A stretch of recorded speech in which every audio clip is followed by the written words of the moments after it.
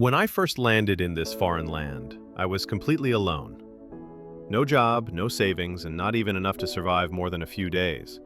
I had left my entire life behind, crossing borders to escape the dangers back home. But now, I was a stranger in a new world, with nothing but survival on my mind. Days went by in silence and stress. I searched everywhere for work. Then, finally, a man offered me a small job as a gardener at his private villa. The pay wasn't great, but he also offered me a room to stay in. At first, I thought this was the beginning of a new life, but what I didn't know was that I was walking into something far darker. He told me honestly, "This room isn't normal. No one's been able to stay here for more than a few days. People say it's haunted." I didn't believe in all that, or at least I didn't have the luxury to care. I needed a roof over my head. I was broken, tired, and desperate, so I accepted it. The first few nights were calm, nothing strange. I even started thinking maybe the rumors were just stories. But then, one night, while I was sleeping, something happened that I can't forget. My window AC was running as usual, but suddenly it began pushing out thick clouds of dust, so much that the entire room filled up in seconds. I was choking. I could barely breathe.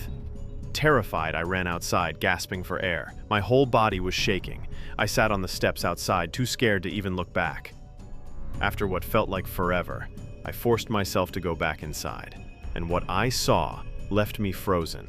The room was spotless, no dust, no mess, nothing at all. From that night on, the strange things kept happening.